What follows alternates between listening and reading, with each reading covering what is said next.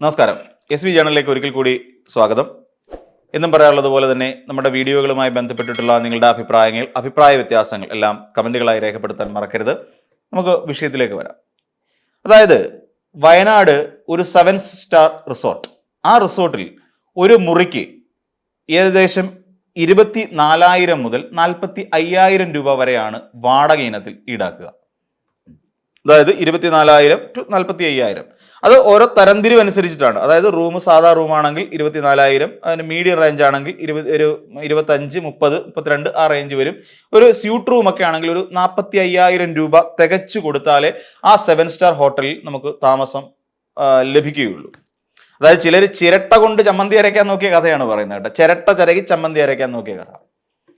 പിന്നീട് അങ്ങനെ നോക്കുമ്പോൾ പിന്നീട് അവിടെ ഉള്ളതെന്ന് വെച്ച് കഴിഞ്ഞാൽ അവിടെ അത്യാവശ്യം ജിമ്മ്, അതുപോലുള്ള ഫെസിലിറ്റീസ് ഉണ്ട്, സ്വിമ്മിംഗ് പൂളുകളുണ്ട്. ഇതെല്ലാം ചാർജബിൾ ആണ് കേട്ടോ. ഇതെല്ലാം ചാർജ് ചെയ്യപ്പെടും. ജിമ്മിൽ പോയി നമ്മൾ വർക്കൗട്ട് ചെയ്യുന്നതിനൊക്കെ ചാർജ് ചെയ്യപ്പെടും. അതുപോലെ സ്വിമ്മിംഗ് പൂൾ ഉപയോഗിക്കുന്നതിന് ഇത്ര മണിക്കൂറിന് എന്നുള്ള നിലയിലേക്ക് ഇത്ര മണിക്കൂർ, മിനിറ്റ് അങ്ങനെ അനുസരിച്ചിട്ട് ചാർജ് ചെയ്യപ്പെടും. പിന്നെ തന്നെയുമല്ല അവിടെ ഒരു ചായക്ക് അവിടെ ഈടാക്കുന്ന ഏകദേശം നമുക്കറിയാം, സാധാരണഗതിയിൽ ഒരു ചായക്ക് 250, അതായത് 250 രൂപയാണ് പലപ്പോഴും ഈടാക്കുന്നത്. അതോടൊപ്പം ഊണ് എന്ന് പറഞ്ഞാൽ 300 മുതൽ 1000 രൂപ വരെ റേഞ്ചാണ് ഊണിന്. അതായത് ഓരോ കറികൾക്കും നമ്മൾ പൈസ കൊടുക്കേണ്ടി വരും. ഇപ്പോൾ ഈ അടുത്ത സമയത്ത് കൊച്ചിയിൽ ഒരു ഹോട്ടൽ തുടങ്ങിയല്ലോ, പുതിയൊരു സോഷ്യൽ മീഡിയ ആക്ടിവിസ്റ്റ് അല്ലെങ്കിൽ ഇൻഫ്ലുവൻസർ ഒരു ഹോട്ടൽ തുടങ്ങിയപ്പോൾ അവിടെ നമ്മൾ ഊണിനൊപ്പം കറി വാങ്ങുന്നതിന് നമ്മൾ ഇത്ര രൂപ എന്നുള്ള നിലയിൽ പണം കൊടുക്കേണ്ട ഒരു അവസ്ഥയൊക്കെ ഉണ്ടായിരുന്നു. എന്ന് പറയുന്ന പോലെ 1000 രൂപ വരെ ഒരു ഊണിന് അവിടെ ചെലവാകും എന്നുള്ളതാണ്, സാമ്പാർ അതുപോലെ കറികളൊക്കെ വാങ്ങുമ്പോൾ. പിന്നെ തന്നെയുമല്ല അവിടെ ഏകദേശം ഒരു കോൺഫറൻസ് ഹാള് ഒരു ദിവസത്തേക്ക് 3 ലക്ഷം രൂപ പ്ലസ് GST ആണ്. അതായത് ഈ 7 സ്റ്റാർ ഹോട്ടലിൽ ഒരു കോൺഫറൻസ് ഹാളിന് 3 ലക്ഷം രൂപ ചെലവാകും. അങ്ങനെ അത് GST അതിന്റെ ഇൻക്ലൂഡഡ് അല്ല. 3 ലക്ഷം എന്ന് പറഞ്ഞാൽ അതിന്റെ പ്ലസ് ആണ് GST വരുന്നത്. അപ്പൊ ഇത്രയും വലിയ സൗകര്യങ്ങളോട് കൂടി ചിരട്ട ചിരകി ചമ്മന്തി അരയ്ക്കാൻ പോകുന്ന ഒരു വിഭാഗം ആളുകൾ ഒരു ലക്ഷ്യ എന്നുള്ള പേരിൽ ഒരു വലിയ പരിപാടി നടത്തി. പക്ഷെ അത് ഫ്ലോപ്പ് ആയി പോയി എന്നുള്ള കാര്യം നമുക്ക് എല്ലാവർക്കും അറിയാം. കനകോല് പോലും പറഞ്ഞു സർക്കാർ വിരുദ്ധത എന്ന് പറയുന്നത് കോൺഗ്രസ്സുകാർ പറയുന്നതേ ഉള്ളൂ, അല്ലാതെ യഥാർത്ഥത്തിൽ ഒരു സർക്കാർ വിരുദ്ധതയൊന്നും നമ്മുടെ കേരളത്തിൽ ഇല്ല. അപ്പൊ അതുകൊണ്ട് പറഞ്ഞ് സർക്കാർ വിരുദ്ധത ഉണ്ടാക്കുക അതേ മാർഗമുള്ളൂ. ഈ 100 സീറ്റ് എന്ന് പറയുന്നതൊക്കെ വിജയിച്ചെടുക്കുക തന്നെ പ്രയാസമാണ്. തന്നെയല്ല, കഴിഞ്ഞ തെരഞ്ഞെടുപ്പിൽ സർക്കാരിന് എതിരായി സ്വർണ്ണക്കള്ളക്കടത്ത് നിൽക്കുന്ന സാഹചര്യത്തിൽ പോലും 93 സീറ്റിലായിരുന്നു LDF UDF മത്സരിച്ചത്. അതായത് 93 സീറ്റ് എന്ന് പറഞ്ഞാൽ UDF അല്ല, കോൺഗ്രസ് മത്സരിച്ചത്. ഘടകകക്ഷികളുടെ സീറ്റും കൂടി കവർന്നെടുത്തുകൊണ്ട് 93 സീറ്റ് എന്നുള്ള നിലയിൽ നിന്നുകൊണ്ട് മത്സരിച്ചു. ആ മത്സരിച്ചിട്ട് പോലും ഏകദേശം 20-ലധികം സീറ്റുകളിൽ മാത്രമേ വിജയിക്കാൻ കോൺഗ്രസിന് കഴിഞ്ഞുള്ളൂ എന്നുള്ള കാര്യവും നമുക്കറിയാം. 20 സീറ്റുകൾ മാത്രം. അപ്പോൾ ആ സാഹചര്യത്തിലാണ് ഇപ്പൊ 100-ലധികം സീറ്റുകൾ എന്ന് പറയുന്ന ഒരു വലിയ മാർജിനിലേക്ക് UDF ചിന്തിച്ചുകൊണ്ടിരിക്കുന്നത്, അല്ല കോൺഗ്രസ് ചിന്തിച്ചുകൊണ്ടിരിക്കുന്നത്. ഇപ്പൊ കനകോല് പറഞ്ഞു പിന്നെ അത്രയൊന്നും കയറ്റി പറഞ്ഞിട്ട് കാര്യമൊന്നുമില്ല, 100 കിട്ടാനൊന്നും പോകുന്നില്ല, ഒരു മയത്തിലൊക്കെ പിടിക്ക് എന്ന് പറഞ്ഞു. അങ്ങനെ ഒരു 85 സീറ്റ് എന്നുള്ള ഒരു കുറഞ്ഞ കണക്കിലേക്ക് ഒരു 15 സീറ്റ് കുറച്ച് ഒരു 85 സീറ്റ് എന്ന് പറയുന്ന കണക്കിലേക്ക് കൊണ്ടുവച്ചു. എന്നിട്ട് ചില ജില്ലകളിൽ ഞങ്ങൾക്ക് ഇത്ര കിട്ടും, അല്ലെ 30 അല്ലെ 14 2 9 3 ഇതെല്ലാം അവിടെ കൂട്ടി വരുമ്പോൾ ഒന്നും ഇല്ല എന്നുള്ളതാണ് യാഥാർത്ഥ്യം. അപ്പോൾ ഭൂരിപക്ഷം LDFന് കിട്ടുന്നുണ്ട് എന്നുള്ളതാണ് വേറൊരു പച്ചയായ യാഥാർത്ഥ്യം. അപ്പൊ ഇങ്ങനെ അതിനകത്തേക്ക് കൊണ്ടുവന്ന് ഇട്ടു. അപ്പൊ ഇത് ഞാൻ പറഞ്ഞു വന്ന വേറൊന്നുമല്ല, ഇത് വയനാട്ടിലെ ലക്ഷ്യ എന്ന് പറയുന്ന ഒരു പരിപാടി നടത്തിയപ്പോൾ അവിടുത്തെ 7 സ്റ്റാർ അല്ലെങ്കിൽ പരിപാടി നടത്തിയ 7 സ്റ്റാർ ഹോട്ടലിലെ ചെലവ് ഇങ്ങനെയൊക്കെയാണ് വരുന്നത്. 158 പ്രതിനിധികളാണ് 2 ദിവസം അവിടെ താമസിച്ചതെന്ന് നമുക്ക് ആലോചിക്കണം. അതായത് ഒരു ചെല്ലുന്നു, അവിടെ താമസിക്കുന്നു, അവിടെ ഒരു റൂം റെന്റ് എന്തായിരുന്നാലും ഈ പ്രതിനിധികൾ ആരും തന്നെ ലോക്കൽ റൂമിൽ അവിടെ കിടക്കില്ല. അതായത് 25,000 റൂമിൽ കിടക്കില്ല.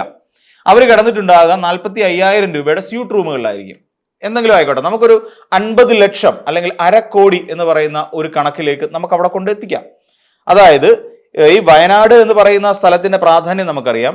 മുണ്ടക്കയും ചൂരൽമല ഉരുൾപൊട്ടലുമായി ബന്ധപ്പെട്ടുകൊണ്ട് അവിടെ ജനങ്ങൾ വലിയ കഷ്ടപ്പെട്ട് താമസിക്കുന്ന ഒരു സ്ഥലമാണ്. അവിടെ ഇതിന്റെ പേരിൽ അവരെ പുനരധിവസിപ്പിക്കുന്നതിന് വേണ്ടി പണം പിരിക്കുന്നു എന്ന് പറഞ്ഞ UDFകാര് അവരെ പച്ചയ്ക്ക് വഞ്ചിച്ച ഒരു സ്ഥലം കൂടിയാണ് ഈ പറയുന്ന ഇത്. അത് മാത്രമല്ല, ഈ ലക്ഷ്യ എന്ന് പറയുന്ന പരിപാടി നടത്തിയ ഒരു സ്ഥലത്തിൽ നിന്ന് അല്ലെങ്കിൽ ആ റിസോർട്ടിൽ നിന്നും വളരെ അടുത്തായി NM വിജയൻ എന്ന് പറയുന്ന ഒരു മനുഷ്യൻ താമസിച്ചിരുന്ന സ്ഥലമുണ്ട്. അതായത് NM വിജയന്റെ വീട് അതിനോട് വളരെ അടുത്ത് തന്നെയാണ് സ്ഥിതി ചെയ്യുന്നത്, ബത്തേരിയിൽ. ഈ IC ബാലകൃഷ്ണൻ അടക്കമുള്ള, T സിദ്ദിഖ് അടക്കമുള്ള, IC ബാലകൃഷ്ണനൊക്കെ പ്രതിയാണ്. അപ്പൊ IC ബാലകൃഷ്ണൻ അടക്കമുള്ളവർ എന്തിനു വേണ്ടിയിട്ട് ഇദ്ദേഹത്തെ പണം മേടിച്ചുകൊണ്ട് നിയമനം കൊടുക്കാം, ഈ ജോലി കൊടുക്കാം എന്ന് പറഞ്ഞിട്ട് പണം മേടിച്ചു. ഈ പണം മേടിച്ച് ജോലി കൊടുത്തോ? ഇല്ല. അപ്പൊ ഈ പണം ആരുടെ ബാധ്യതയായി മാറി എന്ന് ചോദിച്ചാൽ NM വിജയന്റെ ബാധ്യതയായി മാറി. അങ്ങനെയാ NM വിജയൻ എന്ന് പറയുന്ന പാവപ്പെട്ടവൻ ആത്മഹത്യ ചെയ്യുകയും ചെയ്തു. അപ്പോൾ അങ്ങനെ വളരെ കുപ്രസിദ്ധമായി കോൺഗ്രസ്സുകാർക്ക് കാലുകുത്താൻ പോലും യോഗ്യതയില്ലാത്ത ഒരു നാടാണ് സത്യം പറഞ്ഞാൽ വയനാട്. നമുക്ക് അറിയാം. പിന്നെ ഈ പറയുന്ന ലീഗിന്റെയും ജമാഅത്തെ ഇസ്ലാമിയുടെയൊക്കെ വോട്ട് കൊണ്ട് അവിടെ പ്രിയങ്ക ഗാന്ധി ജയിക്കുന്നു എന്ന് മാത്രം. IC ബാലകൃഷ്ണന് നമ്മൾ പരിശോധിച്ച് കഴിഞ്ഞാൽ NM വിജയന്റെ മരണത്തിന് ഉത്തരവാദിയായ ഒരു വ്യക്തിയാണ്.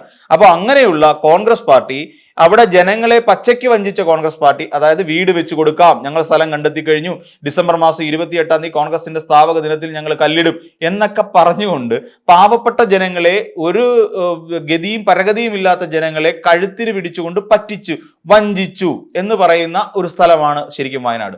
ആ വയനാട്ടിൽ താമസത്തിന് വേണ്ടി മാത്രമായി ഏകദേശം 2 കോടി രൂപ ചെലവാക്കി. അപ്പൊ നമുക്ക് ഊഹിക്കാം, ഏകദേശം 2 ദിവസത്തേക്ക് 3 ലക്ഷം 6 ലക്ഷം പ്ലസ് ടാക്സ് വരും ഒരു ഹാളിന്റെ വാടക തന്നെ വരുമ്പോൾ. പിന്നീട് ഭക്ഷണമെല്ലാം കൂടെ ഏകദേശം 250 പേർക്ക് ഭക്ഷണം ഒരുക്കി. അത് ഈ 1000 രൂപ വെച്ചിട്ടാകുമ്പോൾ എത്ര ലക്ഷം രൂപ അത് 250 പേർക്കുള്ള ഭക്ഷണത്തിന് വേണ്ടി ചെലവായി എന്നുള്ളത് നമുക്ക് ഊഹിക്കാം. അവർ പിന്നെ ചായ കുടിക്കും, അവർക്ക് ജിം ഉപയോഗിക്കും, അവര് സ്വിമ്മിംഗ് പൂൾ ഉപയോഗിക്കും. ഈ പറയുന്ന ഇവർക്ക് ശരിക്കും ഇവർക്കെല്ലാം കൂടെ ഒന്ന് എന്താ പറയാ, അവർക്കൊന്ന് ലെഷർ ചെയ്യാൻ വേണ്ടിയിട്ടുള്ള ഒരു സ്പേസ് കൂടിയാണല്ലോ ഈ ലക്ഷ്യ എന്ന് പറയുന്ന ക്യാമ്പ്. അവർക്കൊന്ന് അറുമാദിക്കാൻ വേണ്ടിയിട്ട്, സത്യം പറഞ്ഞ ആ അറുമാദിക്കാൻ വേണ്ടി മാത്രമായി, അതായത് 1 കോടിയിലധികം രൂപ പൊളിച്ചടുക്കിക്കൊണ്ട് വെച്ചിരിക്കുന്ന ഒരു മുന്നണിയാണ് UDF. അവർക്ക് അറുമാദിക്കാൻ വേണ്ടി മാത്രം. എന്നാൽ നമ്മളൊന്ന് ആലോചിച്ച് നോക്കൂ, മാധ്യമങ്ങൾ ഇതിനെ എങ്ങനെയാണ് നേരിട്ടത്? മാധ്യമങ്ങൾ ഇതിനെക്കുറിച്ച് വല്ലതും പറഞ്ഞോ? ഇല്ല. അവിടെ നടത്തിയ ധൂർത്തിനെ കുറിച്ച് സംസാരിച്ചോ? ഇല്ല.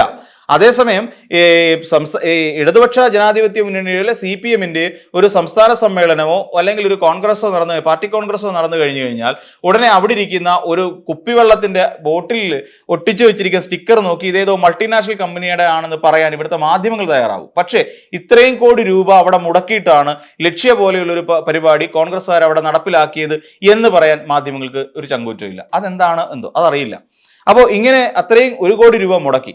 എന്നിട്ട് നമ്മളൊന്ന് ആലോചിച്ച് നോക്കൂ, അവിടെ വീട് വെക്കുന്നതിന് വേണ്ടിയിട്ട് യൂത്ത് കോൺഗ്രസിന്റെ കയ്യിൽ അവർ പിരിച്ചു എന്ന് നമ്മളോട് പറഞ്ഞ് ബോധ്യപ്പെടുത്തിയിരിക്കുന്ന തുക 1,05 ലക്ഷം രൂപയാണ്. ഈ 1,05 രൂപ യൂത്ത് കോൺഗ്രസ് പിരിച്ചു വെച്ചിട്ടുണ്ടെന്ന് പറയുന്നു.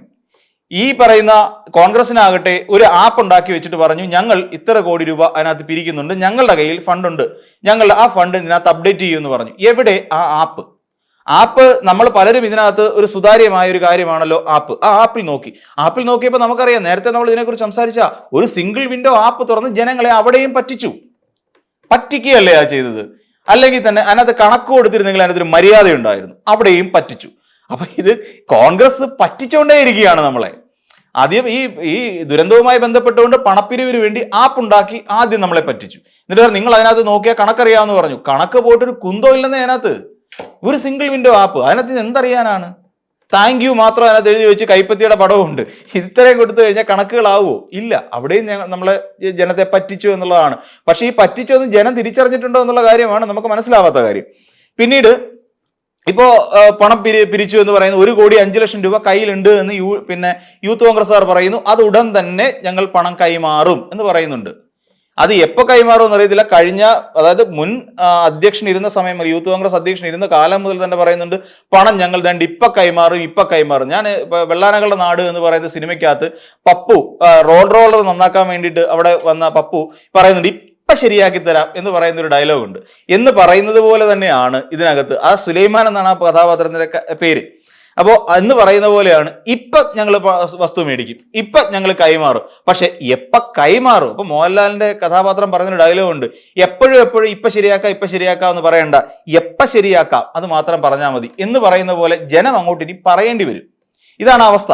അപ്പം അവരുടെ കയ്യിലിരിക്കുന്ന 1 കോടി രൂപയുണ്ട്. പിന്നെ ഈ പറയുന്ന KPCC പിരിച്ചു വെച്ചിരിക്കുന്നു എന്ന് പറയുന്ന പണമുണ്ട്. ആ പണവും എല്ലാം കൂടി എടുത്തിട്ട് പാവപ്പെട്ട മനുഷ്യരുടെ നെഞ്ചത്ത് കയറി എന്ന് തന്നെ പറയേണ്ടി വരും. വയനാട്ടിലുള്ള അവരുടെ നെഞ്ചത്തിരിഞ്ഞുകൊണ്ടായിരുന്നു അവിടെ മരിച്ചു കിടക്കുന്ന ആ ഉരുളുകൾക്കുള്ളിൽ അകപ്പെട്ടു പോയ പാവപ്പെട്ട മനുഷ്യരുടെ ജീവന്റെ മുകളിൽ ഇരുന്നു കൊണ്ടാണ് ഈ കോടിക്കണക്കിന് രൂപ ജയവും തോൽവിയെ കുറിച്ചും ചർച്ച ചെയ്യാൻ വേണ്ടി പൊടിച്ചു കളഞ്ഞത്. എന്നിട്ട് അവസാനം എന്തായും ചോദിച്ചു കഴിഞ്ഞാൽ കനകോലൂന് തന്നെ പറയേണ്ടി വന്നു, സുനിൽ കനകോലൂന് തന്നെ പറയേണ്ടി വന്നു, ഇവിടെ ഭരണവിരുദ്ധ വികാരം എന്ന് പറയുന്ന ഒരു വികാരമില്ല എന്ന് പറയേണ്ടി വന്നു. അത് നിങ്ങൾ പറഞ്ഞു സൃഷ്ടിക്കണം എന്ന് പറഞ്ഞു. ഇതാണ് തെരഞ്ഞെടുപ്പ് തന്ത്രം. ഈ തെരഞ്ഞെടുപ്പ് തന്ത്രം ഉണ്ടാക്കാൻ വേണ്ടിയിട്ടാണ് ഈ പാവപ്പെട്ട മനുഷ്യരുടെ ആ സ്മൃതി കുടീരത്തിന്റെ മുകളിൽ ഇരുന്നു കൊണ്ട് ഇത്രയും കോടി രൂപ അവർ ചെലവാക്കിയത് എന്ന് നമ്മൾ ആലോചിച്ച് നോക്കണം. ഇനി എന്നിട്ട് വി ഡി സതീശൻ പറയുന്നതോ, വി ഡി സതീശന്റെ കണക്ക് ബഹുക്ഷേമമാണ് ആ വീടുകളെ സംബന്ധിച്ച്. സർക്കാർ 1 വർഷം എടുത്തില്ലേ നിങ്ങൾക്കൊരു വീട് ആക്കിത്തരാൻ, വീടിന്റെ പണി പൂർത്തിയാക്കാൻ? സർക്കാർ ആ സ്ഥലം വാങ്ങുന്നു, ആ സ്ഥലം വാങ്ങി അതിന്റെ മേലെയുള്ള കേസുകൾ നടപ്പാക്കാൻ വേണ്ടി കോടിക്കണക്കിന് രൂപ കെട്ടിവെക്കുന്നു. എന്നിട്ട് സർക്കാർ അതിനൊരു പ്ലാൻ ഉണ്ടാക്കുന്നു, പണി തുടങ്ങുന്നു. ഇവിടെ വി ഡി സതീശൻ പറയണ എന്താണ്? വി ഡി സതീശൻ പറയുന്നതാണ് ഭയങ്കര രസകരമായത്. വി ഡി സതീശൻ പറയാൻ 300 വീട് ഞങ്ങൾ വെച്ചു കൊടുത്തു. അതായത് പഞ്ചാബി ഹൗസിനകത്ത് ജനാർദ്ദന്റെ അടുക്ക വന്നിട്ട് പറയുന്ന ഒരു കഥ പറച്ചിലുണ്ട്. എത്ര ഞാൻ തരാനുണ്ട്? 25,000 രൂപ. ഞാൻ ഒരു 50,000 രൂപ അടുത്ത മാസം അങ്ങോട്ട് തരും. തന്നു. അപ്പൊ എനിക്ക് എത്ര ഇങ്ങോട്ട് തരാനുണ്ട്? എനിക്ക് 25,000 രൂപ ഇങ്ങോട്ട് തരാനുണ്ട്. ആ പൈസ എപ്പ തരും? ഈ രീതിയിലുള്ള ഒരു കണക്കാണ് വി ഡി സതീശൻ അവതരിപ്പിച്ചത്. അതായത് ഇത്രയേ ഉള്ളൂ, രാഹുൽ ഗാന്ധിയും കർണാടക സർക്കാരും കൊടുക്കാം എന്ന് പറഞ്ഞ വീടിന്റെ തുക ഇപ്പൊ കൈമാറും. അപ്പൊ എത്ര വീടിന്റെ ആയി? ആ 100 വീടിന്റെ തുക വി ഡി സതീശന് കൈമാറും, KPCC കൈമാറും. അപ്പൊ 100 വീടായല്ലോ ആയി. അപ്പോൾ മുസ്ലിം ലീഗ് ചെയ്തുകൊണ്ടിരിക്കുന്ന വീടുണ്ട്, അത് എത്രയുണ്ട്? അതൊരു 100 വീട്, അത് പണി നടന്നുകൊണ്ടിരിക്കുകയാണ്. അപ്പൊ എത്രയായി? 200 വീടായി. ഇനിയിപ്പോ KPCC വാഗ്ദാനം ചെയ്ത വീടുണ്ടല്ലോ, ഉണ്ട്. ആ വീട് എത്ര വരും? അതും ഒരു 100 വീടുണ്ട്. അപ്പൊ എത്രയായി? മൊത്തം 300 വീട്. അപ്പൊ അവിടെ ആകെ വേണ്ടത് എത്രയാ? 400 വീട് മതി. ആ 400 വീടിൽ 300 വീട് ഞങ്ങൾ വെച്ചു തന്നല്ലോ. തന്ന്. ഇതാണ് ജനത്തിന്റെ പ്രശ്നം. നമ്മൾ ഇത് കേട്ടിട്ട് എന്ത് വിചാരിക്കും? ശരിയാണല്ലോ, UDF ഞങ്ങൾക്കെല്ലാം വീട് വെച്ചു തന്നു. എന്താ കാരണം? അപ്പൊ അതിനകത്ത് ആ പഞ്ചാബി ഹൗസിനകത്ത് ജനാർദ്ദൻ അനുഭവിച്ചൊരു ടെൻഷൻ ഉണ്ടല്ലോ. അതായത് 25,000 രൂപ, എന്റെ പൈസക്ക് വിലയില്ലേ എന്ന് ചോദിക്കത്തില്ലേ എന്ന് പറയുന്ന പോലെയാണ്. ജനാർദ്ദൻ പറയുന്നത്, എടാ ഞാൻ നിനക്ക് തരാം, പൈസ തരാം. കാരണം എന്താ? ജനാർദ്ദൻ വിചാരിച്ച ആ പൈസ ഫുൾ എൻ്റെ കയ്യിൽ കിട്ടിയെന്ന് എന്ന് പറയുന്ന പോലെയാണ് നമ്മുടെ ജനങ്ങൾ വിശ്വസിച്ച് വെച്ചിരിക്കുന്നത്. അങ്ങനെയാണ്. വി ഡി സതീശൻ പറഞ്ഞു 100 വീട് രാഹുൽ ഗാന്ധി കർണാടക സർക്കാരോട് തന്നു. മുസ്ലിം ലീഗുകാർ 100 വീട് വെച്ച് തന്നു, കോൺഗ്രസും വെച്ചു. അപ്പൊ മൊത്തം 300 വീട് നമുക്ക് കിട്ടിക്കഴിഞ്ഞു എന്ന് ജനം കരുതും. എന്നിട്ട് പറയാണ് സർക്കാർ അവർക്കൊന്നും ചെയ്യുന്നില്ല, വാടക കൊടുക്കുന്നില്ല, അവർക്ക് മെഡിക്കൽ അലവൻസ് കൊടുക്കുന്നില്ല എന്നൊക്കെ പറഞ്ഞിട്ട് സർക്കാരിനെതിരായി കുറെ താങ്ങി. പക്ഷെ അപ്പോഴും നമ്മൾ മനസ്സിലാക്കേണ്ടത് ഈ പറഞ്ഞതെല്ലാം വി ഡി സതീശന്റെ വാക്കുകളിൽ മാത്രമാണ് എന്നുള്ള കാര്യം ഓർക്കണം. എവിടെയാണ് വീട്? ഡിസംബർ 28-ന് തറക്കല്ലിടുമെന്ന് പറഞ്ഞെങ്കിൽ തന്നെയും എവിടെയാണ് തറക്കല്ലിടുക എന്ന് എപ്പോഴെങ്കിലും വി ഡി സതീശൻ പറഞ്ഞോ? അല്ലെങ്കിൽ ഈ പറഞ്ഞുകൊണ്ട് നാൾ പറഞ്ഞുകൊണ്ട് കിടന്ന ടി സിദ്ദിഖ് പറഞ്ഞോ? ഇല്ല. തറക്കല്ലിടാൻ വസ്തുവില്ല. ഇപ്പൊ പുതിയൊരു കാര്യം എന്താ വെച്ചാൽ സ്ഥലം കണ്ടു കഴിഞ്ഞു. ആ സ്ഥലത്തിന്റെ രജിസ്ട്രേഷൻ അടുത്ത ആഴ്ച നടക്കും. സ്ഥലം കണ്ടെത്തിയോ? അപ്പോൾ സ്ഥലം കണ്ടെത്തി ആ സ്ഥലത്തിന് എന്തെങ്കിലും നിയമക്കുരുക്കുകളുണ്ടോ? ആ നിയമക്കുരുക്കുകൾ ഉണ്ടെങ്കിൽ അതെല്ലാം അഴിച്ചു മാറ്റിയതിന് ശേഷം മാത്രമല്ലേ സ്ഥലം രജിസ്റ്റർ ചെയ്യാൻ പറ്റുള്ളൂ. അപ്പോൾ അടുത്ത ആഴ്ച രജിസ്ട്രേഷൻ. അതായത് ഇന്ന് നമ്മൾ ചിന്തിക്കുമ്പോൾ ഇന്ന് ബുധനാഴ്ച, അപ്പോൾ പിന്നെ അടുത്ത ബുധനാഴ്ച രജിസ്ട്രേഷൻ ആണ്. 12-ാം തീയതി അല്ലെങ്കിൽ 12-ാം തീയതിയിലോ അല്ലെങ്കിൽ 14-ാം തീയതിയോ രജിസ്ട്രേഷൻ നടക്കും. ഗംഭീരം. പിന്നെ 10 ദിവസത്തിനുള്ളിൽ തന്നെ പ്ലാൻ അംഗീകരിച്ച് നിർമ്മാണ പ്രവർത്തനം ആരംഭിക്കുമെന്നേ, തറക്കല്ലിട്ട് തുടങ്ങുമെന്നേ. സതീശൻ തറക്കല്ലിടുന്ന കാര്യം മാത്രം പറയരുത്. ചിറ്റാറ്റൂർ ഒരു തറക്കല്ല് കിടപ്പുണ്ട്. ആ തറക്കല്ല് മണപ്പാട്ടുകാരെയും പറ്റിച്ച് ഏകദേശം 1 കോടിയിലധികം രൂപ എവിടെയൊക്കെയോ തലങ്ങും വിലങ്ങും മറിഞ്ഞ് 12 കുടുംബങ്ങളെ പച്ചയ്ക്ക് പറ്റിച്ച ഒരാളാണ് വി ഡി സതീശൻ. എന്നിട്ടാണ് അതേ വി ഡി സതീശൻ തന്നെയാണ് വന്ന് പറയുന്നത് അടുത്ത ആഴ്ച ഈ രജിസ്ട്രേഷൻ നടക്കാൻ പോവാണ്. 10 ദിവസത്തിനകത്ത്, അതായത് 27-ാം തീയതി അല്ലെ 17-ാം തീയതിക്കകത്ത് തറക്കല്ലിട്ട് വീടിന് നിർമ്മാണം അങ്ങോട്ട് തുടങ്ങും. അത് കഴിയുമ്പോഴേക്ക് അവിടെയുള്ള 300 വീടുകൾ ഫിക്സ്ഡ് ആയി കിട്ടി. അവിടുത്തെ ജനങ്ങൾക്ക് വീട് കഴിഞ്ഞില്ലേ? എന്ത് മനോഹരമായ ഒരു സങ്കല്പമാണെന്ന് ആലോചിച്ച് നോക്കി. പിന്നെ ഇത് കൂടാതെ ഇനിയിപ്പോ നേരത്തെ കൊടുക്കാമെന്ന് പറഞ്ഞ ഒരു 1,05,00,000 രൂപയുണ്ടല്ലോ ആരുടെ? ഊത്തന്മാരുടെ. ആ ഊത്തന്മാരുടെ 1,05,00,000 രൂപ ഉടനെ, അത് റേറ്റ് പറയുന്നില്ല, ഉടൻ തന്നെ ആ പൈസ KPCC കൈമാറുകയും ചെയ്യും. കഴിഞ്ഞു. അപ്പൊ വീട് നിർമ്മാണം കഴിഞ്ഞു, വീടിന് സ്ഥലമെടുത്തു, രജിസ്ട്രേഷൻ കഴിഞ്ഞു, തറക്കല്ലിട്ടു, വീട് വെച്ചു, വീട് നിർമ്മാണം കഴിഞ്ഞു. 300 വീടിന്റെ താക്കോൽ ദാനം ഇപ്പോൾ ഉടനെ നടക്കും. ഉടനെ എന്നിട്ട് പറയാണ് ഞങ്ങൾ പാലുകാച്ചിന് വിളിക്കുന്നുണ്ടെന്ന് സണ്ണി ജോസഫിന്റെ ഒരു ഡയലോഗും. എന്നിട്ട് സണ്ണി ജോസഫിനോട് ചോദിച്ചു ഇത് എന്നത്തേക്കൊക്കെ നടക്കും ഈ കാര്യം? സണ്ണി ജോസഫിനോട് ലക്ഷ്യയുടെ വേദി ഇരുന്നുകൊണ്ട് ചോദിച്ചപ്പോൾ സണ്ണി കിടന്ന് ഉരുളുക. എന്നിട്ട് സണ്ണി പറയുന്നത് എന്താ? അല്ല അതിപ്പോ തെരഞ്ഞെടുപ്പൊക്കെ ആണെങ്കിൽ ഇന്ന ദിവസം നടക്കുമെന്ന് പറയും. ഇനി കട്ട് ഓഫ് വെക്കാൻ പറ്റുമോ എന്നാണ് ഈ പൊട്ടൻ ചോദിക്കുന്നത്. കട്ട് ഓഫ് വെക്കാൻ പറ്റുമോ എന്ന്. തൻ്റെ ഇടം ഉണ്ടെങ്കിൽ പറ ഞങ്ങൾ ഇത്രാം തീയതിക്കുള്ളിൽ വീടിന്റെ പണി ആരംഭിക്കും എന്ന് തൻ്റെ ഇടത്തോടെ പറയാൻ എന്താ ചങ്കുറപ്പില്ലാത്തത്? ഫണ്ട് കിടക്കുകയല്ലേ, രാഹുൽ ഗാന്ധിയുടെ ഫണ്ട്, കർണാടക സർക്കാരിന്റെ ഫണ്ട്, ഇനിയിപ്പോ എന്താ ഈ പറഞ്ഞ യൂത്തന്മാർ കൊണ്ടു തന്ന കുറച്ച് പൈസ. അങ്ങനെയാണെങ്കിൽ അതെല്ലാം കൂടെ വെച്ചിട്ട് ഞങ്ങൾ ഇന്ന ദിവസം പണി തുടങ്ങുമെന്ന് പറഞ്ഞൂടെ? അടുത്ത ആഴ്ച രജിസ്ട്രേഷൻ ആണെങ്കിൽ പറഞ്ഞൂടെ? അപ്പോൾ സ്ഥലം കണ്ടെത്തി കഴിഞ്ഞല്ലോ, അതിന്റെ പേരിലുള്ള നിയമപ്രശ്നങ്ങളും മാറിക്കഴിഞ്ഞല്ലോ. അപ്പൊ സ്ഥലം അടുത്ത ആഴ്ച തറക്കല്ലിടിയില്ലല്ലേ? അടുത്ത ആഴ്ച രജിസ്ട്രേഷൻ നടക്കുകയല്ലേ, പിന്നെ എന്തുകൊണ്ട് ഒരു കട്ട് ഓഫ് ഡേറ്റ് പറയാൻ പറ്റാത്തത്? അപ്പോൾ ഇങ്ങനെ ജനങ്ങളെ എങ്ങനെ പറ്റിക്കാം എന്നുള്ളതാണ് ശരിക്കും UDF നോക്കുക. എന്നിട്ട് പറയാം ഞങ്ങൾ പറഞ്ഞ വാഗ്ദാനമല്ല, ഞങ്ങൾ പാലിച്ചു കഴിഞ്ഞു എന്നാണ് VD സതീശൻ പറയുന്നത്. ഏത് വാഗ്ദാനമാണ് VD സതീശൻ പാലിച്ചു കൊടുത്തിട്ടുള്ളത്? പുനർജനി പദ്ധതിയിൽ 1 കോടിയിലധികം രൂപ മണപ്പാട്ട്, പിന്നെ സിനിമയിലെ പേരിൽ പറയുന്ന മണപ്പാട്ട് ഗ്രൂപ്പുമായിട്ട് ചേർന്നിട്ട് നടത്തിയ, അവരുടെ ട്രസ്റ്റുമായി ചേർന്ന് നടത്തിയ ആ ഫണ്ട് 1 കോടിയിലധികം രൂപ അത് എവിടെയാണ്? ചിറ്റാറ്റുകര പഞ്ചായത്തിലുള്ള ജനങ്ങളെ പറ്റിച്ചതിന്റെ 12 പേർക്ക് വീട് വെച്ച് പിന്നെ ഫ്ലാറ്റ് എടുക്കാന്ന് പറഞ്ഞിട്ട് ആ ഫ്ലാറ്റിന്റെ പരിപാടി എന്തായി? അതിനുശേഷം ഈ പറയുന്ന VD സതീശന്റെ MLA ഫണ്ടിൽ നിന്ന് ഈ റിയൽ എസ്റ്റേറ്റുകാരെ സഹായിക്കാൻ വേണ്ടിയിട്ട് അവിടെ വഴി വെട്ടിക്കൊടുത്തു, റോഡ് വെട്ടിക്കൊടുത്തു. അത് MLAയുടെ തനത് ഫണ്ടിൽ നിന്ന് അവിടെ വൈദ്യുതി ലൈൻ വലിച്ചു, ലക്ഷക്കണക്കിന് രൂപ മുടക്കിയിട്ട്. ഇതെല്ലാം ചെയ്ത് എന്തിനു വേണ്ടിയിട്ടായിരുന്നു? എന്നിട്ട് പോലും ആർക്ക് വേണ്ടിയിട്ടായിരുന്നു? എന്നിട്ട് പോലും ആ 12 കുടുംബങ്ങൾക്ക് വീട് വെച്ചു കൊടുക്കാൻ കഴിഞ്ഞോ? ഇല്ല. എന്നിട്ട് പറയുകയാണ് ഞങ്ങൾ പലയിടത്തും വീട് വെച്ചു കൊടുത്തിട്ടുണ്ട്, പുനർജനി എന്ന് പേരിടാത്തതാണ്, പേരിട്ട് കഴിഞ്ഞാൽ അവരുടെ കുടുംബങ്ങൾക്ക് എന്തെങ്കിലും പ്രശ്നം വന്നാലോ എന്ന് കരുതിയിട്ട്. ആരാ പെൺകുട്ടികളെ വിവാഹം കഴിക്കുന്ന സമയത്തൊക്കെ ആരെങ്കിലും ഏതെങ്കിലും സംഘടന വെച്ചു കൊടുത്ത വീടാണല്ലോ എന്ന് കരുതിയിട്ട് എത്ര വലിയ മനസ്സാണെന്നറിയോ VD സതീശന്റെ ഇത്. ഇങ്ങനെ കള്ളം പറഞ്ഞ് ഈ ജനങ്ങളെ ഇത്രത്തോളം വിഡ്ഢികളാക്കാൻ വേണ്ടി ശ്രമിക്കുന്ന ഒരേ ഒരു നേതാവ് ഒരു പക്ഷേ ഈ കഴിഞ്ഞു പോയ കാലത്ത് കേരളം കണ്ടിട്ടുണ്ടാവും. ആ ആളിന്റെ പേരാണ് VD സതീശൻ. പച്ച നുണ പ്രചരിപ്പിക്കും, പച്ചക്കള്ളം, ഒരു അടിസ്ഥാനവും ഇല്ലാതെ പറയും. എന്നിട്ട് പറയാണ് ഞങ്ങൾ 100 സീറ്റ്. അതായത് അവരുടെ ലക്ഷ്യം ഈ ജനങ്ങൾക്ക് വീട് വെച്ച് കൊടുക്കുന്നതോ പുനർജനി പദ്ധതിയിലെ കണക്ക് കൃത്യമായി അവതരിപ്പിക്കുന്നതിനോ പുനർജനി പദ്ധതി പ്രകാരം ജനങ്ങൾക്ക് വീട് കൊടുക്കുന്നതിനോ വയനാട്ടിലുള്ള ജനങ്ങൾക്ക് കഷ്ടത അനുഭവിക്കുന്നവരുടെ പുനരധിവസിപ്പിക്കുന്നതിന് വേണ്ടിയിട്ട് ഒന്നുമല്ല ശ്രമം. അവർക്ക് വേണ്ടത് കള്ളം പറഞ്ഞിട്ടാണെങ്കിലും നുണ കൊണ്ട് കൊട്ടാരം കെട്ടി അതിനകത്ത് അധികാര കസേരയിട്ടിരിക്കുക എന്നുള്ള ഒരു ആഗ്രഹം മാത്രമാണ് VD സതീശനുള്ളത്. അല്ലാതെ വേറെ ഒരു ആഗ്രഹവും ഇല്ല. അങ്ങനെയാണെങ്കിൽ ഇതൊന്നും പറഞ്ഞുകൊണ്ട് നടക്കില്ല, ഇതൊന്നും പറയില്ല. എത്ര തവണയാണെന്നറിയോ? സത്യം പറഞ്ഞാൽ വയനാട്ടിലുള്ള ജനങ്ങൾക്ക് കോൺഗ്രസിലുള്ള വിശ്വാസം നഷ്ടപ്പെട്ടു. ആ മനുഷ്യരുടെ മുന്നിൽ പോയിരുന്നുകൊണ്ട് ഞെളിഞ്ഞിരുന്നുകൊണ്ട് 7 സ്റ്റാർ ഹോട്ടലിൽ ഏകദേശം 1 കോടിയിലധികം രൂപ മുടക്കി ലക്ഷ്യ എന്ന് പറയുന്ന പരിപാടി സംഘടിപ്പിക്കാൻ ഒരു അല്പമെങ്കിലും ഉളുപ്പ് വേണമായിരുന്നു കോൺഗ്രസ്സുകാരെ, ഉളുപ്പ്. അപ്പോൾ ഇത്രയും പറഞ്ഞുകൊണ്ട് ഇന്നത്തെ വീഡിയോ അവസാനിപ്പിക്കുന്നു. മറ്റൊരു വീഡിയോയുമായി നമുക്ക് വീണ്ടും കാണാം.